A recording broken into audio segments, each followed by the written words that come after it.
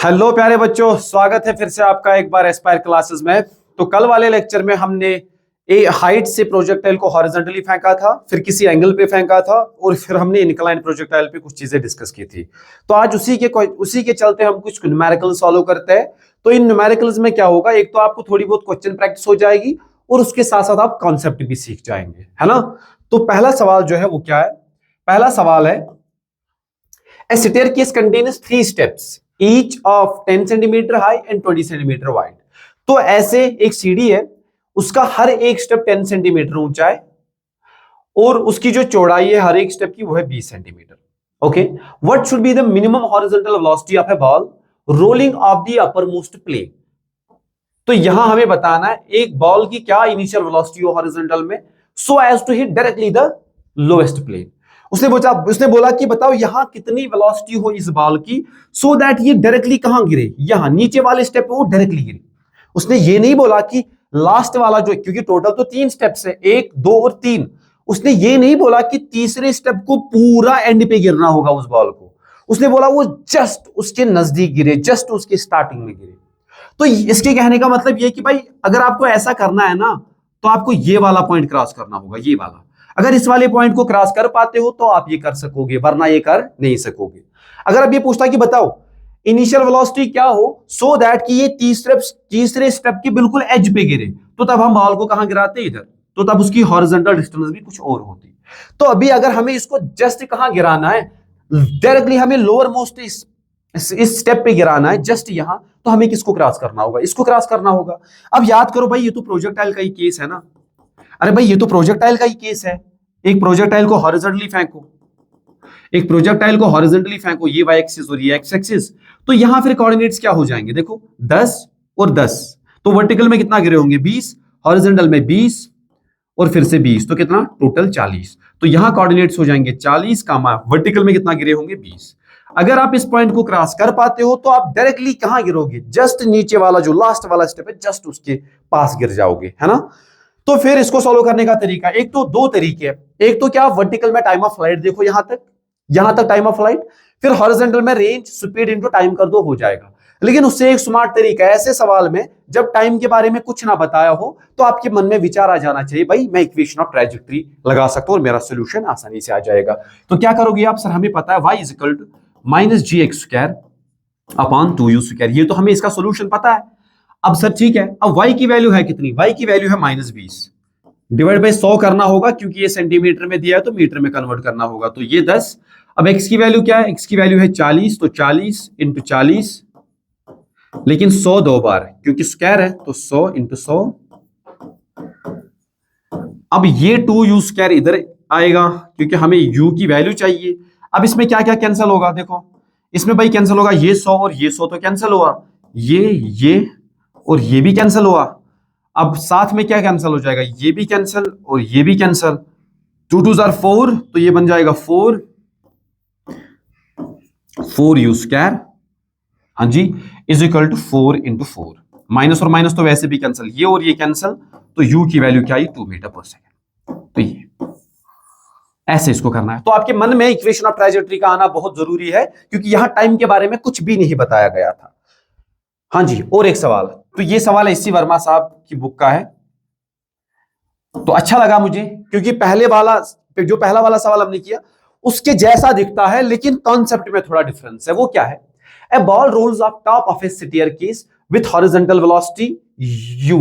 हाँ जी, if the steps are h metre high and b metre wide, the ball will just hit the edge of nth step. तो ये important है इधर, as of nth step. अब इसने क्या बोला, कि अभी भी सीढ़ी ऐसे 1 2 3 4। अब इसने बोला देखो अभी हमें बॉल को गिराना है nth वाले स्टेप पे। कहां गिराना है, मान लेते कि हमारे n स्टेप्स हो गए, n स्टेप्स पूरे हो गए। इसने बोला यहां अपने बॉल को रफ्तार दी हॉरिजॉन्टल में u, और इसका हर एक स्टेप h हाइट का है और इसकी विड्थ है b। हर एक स्टेप की जो विड्थ है वो है b। ठीक बात, अब विड्थ तो b है। अब क्या पूछा इसने, the ball will just hit the edge of the nth step if n equals. अब बताओ n की वैल्यू क्या हो सो दैट कि ये nth स्टेप के बिल्कुल एज पे बॉल टकराए। बिल्कुल एज पे बोला इसने ये नहीं बोला जस्ट डायरेक्टली बिलो दिस, इसने ये नहीं बोला, इसने बोला कि वो बिल्कुल एज पे गिरे। एज पे गिरने का मतलब अगर भाई ये एच तो ये बी, ये फिर से एच और ये बी, ये फिर से एच और ये बी, तो लास्ट में क्या होगा, ये एच और ये बी। कहने का मतलब आपको बॉल को ऐसे गिराना है। अभी ये ग्रेज करके नहीं निकलेगी। इससे पहले वाले केस में हमने बॉल को जस्ट यहां से ग्रेज कराया था, जस्ट इसके पास से वो निकली थी, लेकिन अभी हमें पूरा का पूरा इसको यहां ले जाना है। तो फिर मुझे बोलो यहां फिर से ऑरिजिन, फिर से हमारा ऑरिजिन ये हमारा ऑरिजिन। अब देखो यहां कोऑर्डिनेट्स क्या होंगे फिर। अब देखो एक्स में कितना चले होंगे, देखो एक स्टेप हुआ तो बी, दो स्टेप हुए तो 2b, तीन स्टेप हुए तो 3b, n स्टेप हुए होंगे तो कितना nb। In a similar way vertical में कितना होगा, पहले स्टेप पे h, दूसरे स्टेप पे total 2h, 3h, 4h, 5h, n step जब गिर जाओगे और nth स्टेप के बिल्कुल एज पे गिरोगे तो आपका जो कोऑर्डिनेट हुआ होगा वो हुआ होगा nh, लेकिन minus. Again we can use equation of trajectory. हमें पता है sir equation of trajectory is y is equal to minus g x square upon 2u square. अब y की वैल्यू है क्या, देखो y की वैल्यू है minus n h is equal to minus g, एक्स की वैल्यू क्या है n square b square upon 2u square. अब देखो u की हमें n की वैल्यू चाहिए ना, एक n और एक n कैंसिल, तो n की वैल्यू क्या आएगी 2u square h divided by g b square, क्योंकि एक n और एक n तो cancel. So this is the correct answer. तो फिर से कॉन्सेप्ट का आना, दिमाग में आना बहुत इंपॉर्टेंट हो जाता है। आपको दिमाग में आना चाहिए भाई मैं इक्वेशन ऑफ ट्रैजेक्टरी लगा के इसको और आसान कर सकता हूं। अब फिर इक्वेशंस वो वाली इक्वेशंस भी लगा सकते हो, खैर ये इसका स्मार्ट तरीका है। तो ये तो नहीं, ये तो हाँ this is the correct 2u square है जीबी, यहां स्क्वायर लगाना भूल गए तो इसका करेक्ट आंसर जो है वो थर्ड है। हाँ जी, अब ये क्या बोला इसने, 2 paper screens A and B are separated by 150 metre. तो 2 पेपर स्क्रीन्स है ऐसे, ये 2 पेपर स्क्रीन्स है, ये एक और ये 2, ये दूसरा पेपर स्क्रीन, ठीक है, ये ए और ये बी। अब क्या पूछा इसने, आर सेपरेटेड बाय 150 मीटर, उनके बीच की जो दूरी है वो है 150 मीटर। ओके सर 150 मीटर है। A bullet pierces A and B, तो एक गोली जो है ना वो चलती है किस में से, ए में से। तो ए में से गोली चली ऐसे, ए में से ऐसे गोली चली, ठीक है। तो यहां छेद हुआ, the hole in B is 15 centimetre below the hole in A. मतलब यहां से जब गोली चली तो वो गोली ऐसे गिरी ऐसे गिरी ऐसे गिरी और यहां भी छेद कर दिया उसने, यहां भी अगर उसने छेद कर दिया। अब इसने बोला क्या, इसने बोला जो इसका छेद है वो कितना नीचे है इसके छेद से, the hole in B is 15 centimetre below. इसने बोला देखो गोली तो ऐसे आई थी, अगर ग्रेविटी नहीं होती तो ऐसे सीधा निकलती, अब ग्रेविटी है तो ये थोड़ा बेंड हो गई और ऐसे इससे निकली, ऐसे इसमें से होके निकली, ठीक है। अब इसने बोला इनके बीच जो हाइट का डिफरेंस है वो कितना है, इसने बोला जो वर्टिकल डिफरेंस है वो है 15 सेंटीमीटर का। तो किसी हॉरिजॉन्टल वेलोसिटी से गोली आई होगी यू वेलोसिटी से। इसने पूछा then the velocity of bullet at A, तो ये वेलोसिटी बताओ जब वो गोली चली थी स्क्रीन ए में से तो छेद हुआ, फिर वो यहां से जब निकली बी स्क्रीन से जब निकली तो वो छेद कितना नीचे था 15 सेंटीमीटर, और इनके बीच की दूरी कितनी है 150 सेंटीमीटर 150 मीटर। तो बताओ इनिशियल वेलोसिटी क्या होगी गोली की जब वो ए से निकली थी, जस्ट निकली थी। तो फिर से हम इक्वेशन ऑफ ट्रैजेक्टरी लगा सकते हैं। देखो हमारा ओरिजिन फिर से ये, देखो ये तो सेम चीज बार बार पूछ रहा है लेकिन तरीका अलग अलग। तो यहां मुझे बताओ कोऑर्डिनेट्स क्या हो जाएंगे, यहां कोऑर्डिनेट्स हो रहे हैं 150 मीटर तो एक्स हुआ, 150 मीटर सर एक्स हुआ। अब y कितना है, y तो 15 सेंटीमीटर मतलब -15 डिवाइड बाई 100 ऐसे। Again we can use equation of trajectory. हमें पता है sir y is equal to minus g x square upon 2u square, ठीक है। हमसे क्या पूछा, हमसे u पूछा है ना, तो u स्क्वायर की वैल्यू क्या आएगी, u स्क्वायर की डायरेक्ट यही वैल्यूज दे देते हैं। y की वैल्यू कितनी है, y की वैल्यू है -15/100, माइनस माइनस तो कैंसिल होगा वैसे भी 15/100, ठीक है सर। अब g की वैल्यू क्या है 10, x की वैल्यू क्या है 150, तो 15 × 15 मल्टीप्लाइड बाई 10⁻² लिख देते हैं, ओके। अपॉन क्या है 2u स्क्वायर, तो 2u स्क्वायर को इधर लेके आओ, तो क्या बन जाएगा ये, देखो भाई 15 और 15 तो कैंसिल। अब देखो और क्या कैंसिल होगा इसमें से, 15 और 15 कैंसिल और बन जाएगा ये 2 5 10, यहां u स्क्वायर की वैल्यू आएगी देखो कितने जीरो, 1 2 3 4, तो 10⁻⁴, बिल्कुल सर 10⁻⁴, और 15 5 5 5 25 75, अब रूट इधर आएगा तो ये बन जाएगा 10⁻⁴ आएगा, 100 बाहर और √75 इज द करेक्ट आंसर। तो इतनी मीटर पर सेकेंड। हाँ जी, इसको फर्दर इवेलुएट किया जा सकता है। 100 √75 को क्या लिख सकते हैं, 25 × 3 और 25 में से 5 बाहर आएगा तो √3 मीटर पर सेकेंड। तो 500 मीटर 500 √3 मीटर पर सेकेंड इज द करेक्ट रफ्तार ऑफ द गोली जब वो ए से घुसी और फिर बी से जब निकली और 15 सेंटीमीटर जस्ट नीचे निकली थी वो, है ना। तो 3 सवाल मैंने आपको दिखाए, तीनों में अलग अलग जो है ना सोच तो अलग अलग, लेकिन सेम इक्वेशन ऑफ ट्रैजेक्टरी से उनको सॉल्व किया जा सकता है। ठीक बात, ओके सर। अब ये वाला देखो क्या बोला, a ball is thrown from a point with a speed v at an angle of projection theta. तो एक बॉल को फेंका जाता है एक पॉइंट से, स्पीड v और एंगल ऑफ प्रोजेक्शन इतना। From the same point and at the same instant a person starts running with a constant speed v/2 to catch the ball. मतलब अगर मैं हूं तो मैंने ऐसे बॉल को थीटा एंगल पे छोड़ा, ऐसे थीटा एंगल पे छोड़ा। अब जब छोड़ा स्पीड v से छोड़ा, खुद मैंने सामने की तरफ भागना शुरू किया v/2 से। अब क्या पूछ रहा है, will the person be able to catch the ball, क्या वो आदमी उस बॉल को कैच कर पाएगा।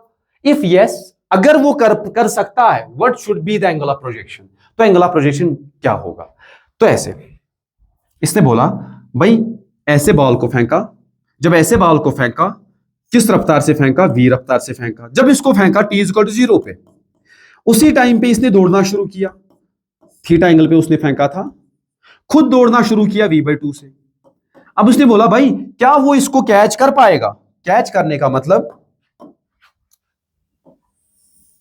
यहां जब वो पहुंच जाएगा यहां, और उस टाइम पे जब बॉल गिर रही थी, क्या वो उसको कैच कर सकता है। मतलब यहां इसने v से फेंका थीटा एंगल पे, उसी टाइम पे दौड़ना शुरू किया v/2 से। अब खुद दौड़ा दौड़ा, बॉल भी आगे जा रही है, बॉल भी आगे जा रही है। अगर वो कैच कर पा रहा है, क्या ये मुमकिन है कि वो कैच कर पाएगा। इसमें क्या होगा कि अगर रिलेटिवली आप देखोगे, इस बॉल का जो एक्स कंपोनेंट है, इस बॉल का जो एक्स कंपोनेंट है और इस आदमी की जो हॉरिजॉन्टल वेलोसिटी है v/2, वो बराबर होनी चाहिए भाई। देखो अगर ये पेन ऐसे ऊपर की तरफ जा रहा है, लेकिन अगर इसका एक्स कंपोनेंट और मेरे आगे जाने की रफ्तार बराबर है, तो ये बॉल तो हमेशा मेरे ऊपर से रहेगी ना। तो मैं अगर इसको देखूंगी तो जस्ट मेरे ऊपर रहेगी हमेशा, है ना। देखो अगर बॉल को ऐसे फेंका, बॉल को ऐसे फेंका, ठीक है सर, हाँ जी सर फेंका, और मैं चाहता हूं मैं इसको कैच करूं, तो मैं दौड़ूंगा ना, तो मेरी जो हॉरिजॉन्टल में वेलोसिटी होगी और इस वाले प्रोजेक्टाइल की जो हॉरिजॉन्टल वेलोसिटी है वो बराबर होनी चाहिए। तो हमारी एक्स में रिलेटिव मोशन क्या होनी चाहिए, 0 होनी चाहिए। तब जाके ये बॉल जो है ये हमेशा मेरे ऊपर होगी, और जब ये जस्ट अगले वाले एंड पे गिरेगी तो मैं इसको कैच कर पाऊंगा, है ना। तो ठीक है, अब इसको थोड़ा ऐसे देखते हैं। देखो इस बॉल की हॉरिजॉन्टल वेलोसिटी कितनी है v, और आदमी की कितनी है। देखो ये तो v, तो इसकी हॉरिजॉन्टल में कितनी है, v cos थीटा। अरे भाई है कि नहीं। तो अगर इस बॉल को मैं देखूं, बॉल की हॉरिजॉन्टल वेलोसिटी क्या है, v cos थीटा, और आदमी की जो है वो क्या है, v/2। अगर ये बंदा इसको तभी कैच कर सकता है जब ये बॉल हमेशा इसके सर के जस्ट ऊपर रहे, जस्ट, क्योंकि आदमी तो यूनिफॉर्म वेलोसिटी से जा रहा है, अरे है कि नहीं। और प्रोजेक्टाइल का जो हॉरिजॉन्टल कंपोनेंट वेलोसिटी है वो चेंज हो ही नहीं रहा, क्योंकि वो होता ही नहीं है, एक्स में कोई एक्सेलरेशन लगता ही नहीं है। तो मैं लिख सकता हूं फिर v cos थीटा जो है ना, फिर जो बॉल का हॉरिजॉन्टल कंपोनेंट होगा वो उस आदमी की रफ्तार के बराबर होना चाहिए, v/2। v और v कैंसिल, तो cos थीटा की वैल्यू क्या आई, 1/2। cos थीटा की वैल्यू 1/2, तो थीटा की वैल्यू क्या आई, थीटा की वैल्यू आई 60 डिग्री। हाँ देखो इसने ये इसीलिए ये बोला इफ यस, इसने इफ यस क्यों बोला, इसने इफ यस इसीलिए बोला भाई अगर यहां cos थीटा की वैल्यू 1 से ज्यादा आती तो नहीं कर पाता ना कैच, इसने इसीलिए बोला क्या ऐसा संभव है। तो हम बोलेंगे यस सर ये संभव है, इट्स पॉसिबल। अब किस एंगल में पॉसिबल है, 60 डिग्री पे। सो this is the correct answer. इसका लॉजिक होता है कि इसने यस क्यों पूछा, इसने यस इसीलिए पूछा अगर मैंने इसी कॉन्सेप्ट से सॉल्व किया और मुझे cos थीटा की वैल्यू आई 2, अरे भाई वो कैसा आंसर है, वो तो पॉसिबल ही नहीं है। cos मैक्सिमम 1 तक जा सकता है, इसीलिए इसने बोला भाई क्या ऐसा संभव है, अगर संभव है तो बताओ किस एंगल पे उसको फेंकना चाहिए उस गेंद को। ठीक बात सर। अब ये वाला देखो, सवाल को पढ़ो। सवाल में बोला गया find the range of projectile on the incline which is projected perpendicular to the inclined plane with velocity 20 metre per second. तो ऐसे 20 मीटर पर सेकंड से गेंद को फेंका जाता है, ओके ऐसे। तो हमसे रेंज पूछा है इसने, हमसे इसने रेंज पूछा, ठीक है सर। तो ये रेंज है ना, अरे भाई ये तो रेंज है, लेकिन इसने अगर ऐसे इसको फेंका, अब याद करो हम जब इंक्लाइंड प्रोजेक्टाइल पढ़ते थे तो हम तो अपनी एक्स एक्सिस इधर ही लेते थे और हमारी वाई एक्सिस कौन सी होती थी, ये वाली। तो ये हमारी y एक्सिस और ये हमारी x axis, this is x and this is y, ठीक है ना। अब मैं क्या करूं, मेरे से अगर रेंज पूछी है तो मैं पहले टाइम निकाल देता हूं, टाइम तो निकाल सकता हूं ना। अब देखो टाइम की जो वैल्यू आएगी, टाइम ऑफ फ्लाइट याद करो वो होता है 2uy अपॉन gy। अरे होता है कि नहीं होता, बिल्कुल सर होता है। अब देखो यहां अगर g नीचे लगा तो g के कितने कंपोनेंट, एक तो y वाला कंपोनेंट gy और दूसरा ये gx। व्हाट इज gy हमारा किसके बराबर है, अगर ये 37 तो ये भी भाई 37, तो gy इज g cos 37, लेकिन है माइनस में इधर की तरफ, तो gx है किसके बराबर, gx हमारा पॉजिटिव है g sin 37, तो ये हमारे आ गए। अब देखो इनिशियल वेलोसिटी अलोंग x क्या है, 0, क्योंकि हमने इसको x एक्सिस माना है ना, तो हमारी सिर्फ वेलोसिटी इनिशियली y में है, uy is equal to u, तो इसलिए यहां से मुझे टाइम ऑफ फ्लाइट क्या मिल जाएगा 2, व्हाट इज uy तो 20 है, क्योंकि वर्टिकल में है ना वेलोसिटी इनिशियली, तो डिवाइड बाय gy है कितना भाई, gy है g, तो g को मानते हैं 10, और cos 37 क्या होती है 4/5, तो 5 दूने 10, 2 और 2 कैंसल, 4 5 20, तो टाइम हमें मिला है 5 सेकंड। हाँ जी सर 5 सेकंड मिला। अब हमें रेंज चाहिए, तो रेंज के लिए क्या कर सकता हूं, रेंज के लिए मैं तो ये इक्वेशन लगा सकता हूं ना, second equation of motion. Second equation says x is equal to uxt plus half of axt square. बिल्कुल सर, x की वैल्यू जो है वो रेंज के बराबर है। व्हाट इज ux तो 0 है, क्योंकि हमने उसको ऐसे परपेंडिकुलर छोड़ा था इंक्लाइंड के, और x की वैल्यू कितनी है भाई, x की वैल्यू है g साइन, हाँ जी g की वैल्यू हुई 10, और साइन 37 इज 3/5, और जो अपना टाइम है वो है 5 × 5।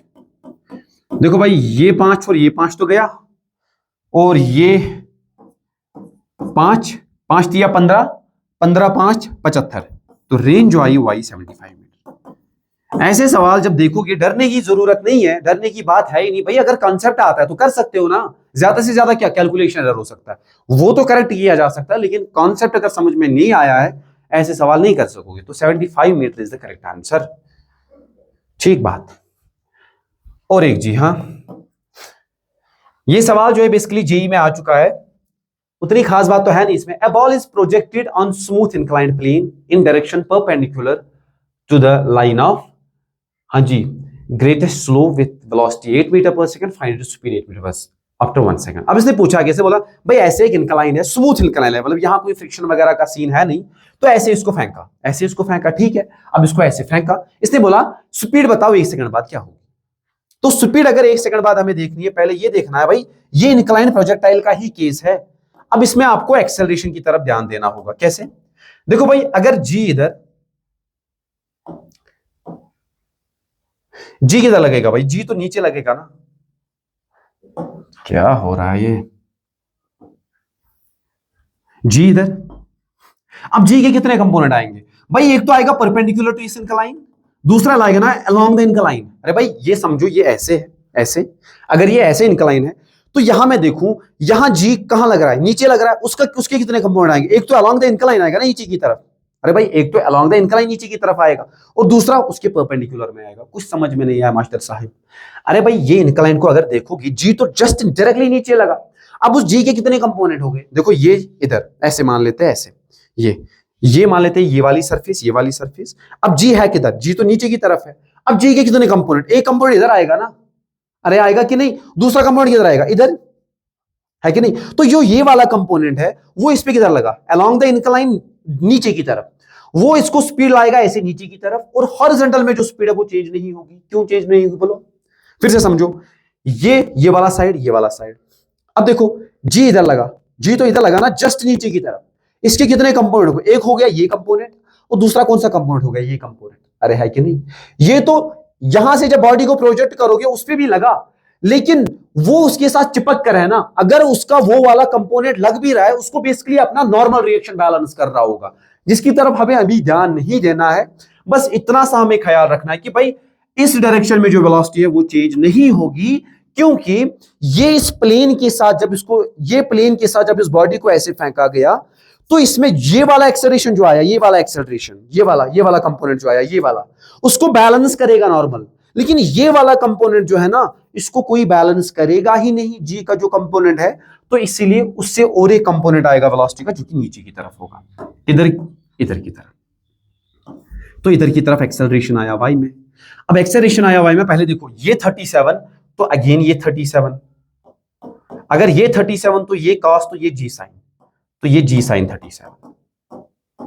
तो मैं क्या कर सकता हूं, देखो एक सेकंड बाद क्या हुआ होगा, ये वेलोसिटी तो 8 मीटर पर सेकंड ही रही, लेकिन जो वर्टिकल कंपोनेंट आया होगा वी वाई, इसको क्या लिखा जाएगा, इसको लिखा जाएगा ए वाई इंटू टी, क्योंकि वर्टिकल इस अलोंग द इनक्लाइन अगर देखा जाए ऐसे अलोंग द इनक्लाइन इनिशियली कोई रफ्तार थी ही नहीं, तो वी वाई को भाई लिखा जाएगा, ए वाई की वैल्यू कितनी है, जी साइन 37, मतलब जी की वैल्यू है 10, 3/5, टाइम है 1 सेकंड, तो 5 दूने 10, तो 3 दूने 6, तो वी वाई की वैल्यू क्या आई, 6 metre per second.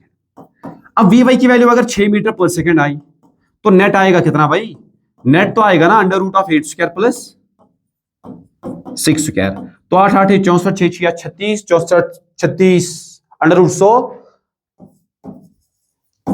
That means 10 metre per second. 10 metre per second is the correct answer, है कि नहीं, हाँ ये।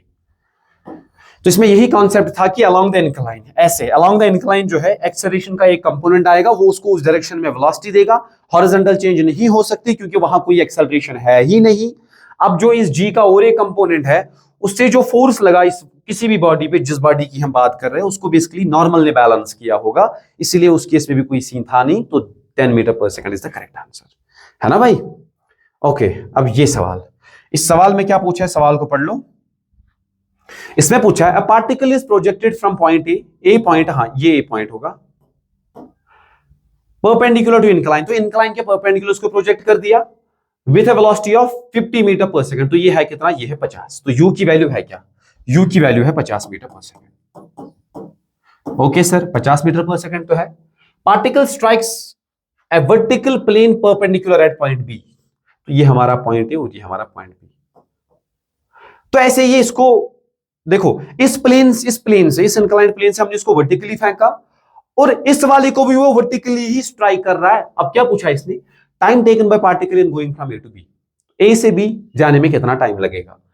एक तरीका तो ये है कि, एक तरीका ये इक्वेशन ऑफ ट्राइजेक्टरी लगा दो, या फिर इसके कंपोनेंट वगैरह करके ये देख लो कि ये वाली डिस्प्लेसमेंट वगैरह कितनी आएगी।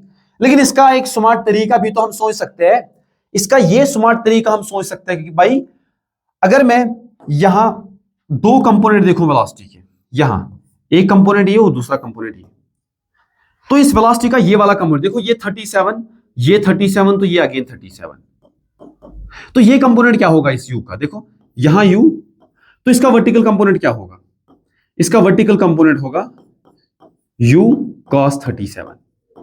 अरे भाई देखो, अगर ये 37 तो ये भी तो 37, ये 90 - 37 तो ये 37, तो u का ये वाला कंपोनेंट आएगा ना u cos 37, ठीक सर, हाँ ये u cos 37 है। अब इसकी वैल्यू जो है y की, u y is equal to, u है खुद 50 दिया है, cos 37 इज 4/5, तो 5 दाया 50, तो 40 मीटर पर सेकंड। अब जब ये बॉल इधर टकराई, जब ये बॉल इधर टकराई, तो टकराई कैसे भाई, हॉरिजॉन्टली। अगर ये बॉल इधर टकराई तो मैंने अपना कोऑर्डिनेट सिस्टम ऐसे ले लिया, एक्स और वाई, मैंने अपना कोऑर्डिनेट सिस्टम कैसे ले लिया, अरे भाई एक्स और वाई ले लिया ना, तो इसका कौन सा कंपोनेंट आएगा टाइम ऑफ फ्लाइट के केस में, यही तो 40 मीटर पर सेकंड जो आया, ये काम का है। अब जब ये यहां टकराएगी ये बॉल, तो मुझे बताओ इसकी फाइनल वेलोसिटी क्या आ गई, वाई में 0 आ गई ना, ये तो काम तमाम हो गया भाई। मैं लिख सकता हूं v y is equal to u y plus a y t, लिख सकता हूं, बिल्कुल लिख सकता हूं। अब देखो वी वाई फाइनली जब ये बॉल टकराई तो हॉरिजॉन्टली टकराई ना, तो वाई कंपोनेंट क्या होगा वेलोसिटी का, कुछ होगा ही नहीं क्योंकि ऐसे टकराई, तो मैं लिख सकता हूं 0। अब इनिशियली वाई कंपोनेंट था ये वाले का, ये कंपोनेंट वाई कंपोनेंट है कितना, वो u cos 37 आया था, u cos 37 की वैल्यू फाइनली कितनी आई, 40। अब देखो एक्सेलरेशन तो नीचे की तरफ लगा, g उसकी वैल्यू है 10, और t की वैल्यू आएगी 40, इस साइड 40/10, 4 सेकंड। देखो दिखने में खतरनाक, लेकिन खतरनाक है ही नहीं, बिल्कुल हमने इसको आसान कर दिया, हमने भाई अपने कोऑर्डिनेट सिस्टम को ही शिफ्ट कर दिया। आप वैसे भी कर सकते थे लेकिन उसमें थोड़ा गंदा फंसोगे, तो इसलिए इसका ये स्मार्ट सोल्यूशन है, तो ये चीजें दिमाग में आनी चाहिए। सो आज का लेक्चर जो है यहीं पे हम एंड कर देते हैं। अब इसमें जो हमारा टॉपिक बचता है वो बचता है रिलेटिव मोशन 2D का पार्ट, जिसमें से हम रिवर मैन या रेन मैन और रिवर बोट, वो सारा कुछ हम देखेंगे, और कुछ हेलीकॉप्टर बेस्ड कुछ सवाल आते हैं वो सारे कुछ हम देखेंगे। तो उसी के साथ फिर हमारा ये काइनेमैटिक्स जो है ये खत्म हो जाएगा। तो आज के लेक्चर को हम यही पे एंड करते हैं, हम कल फिर से मिलेंगे। Thank you very much.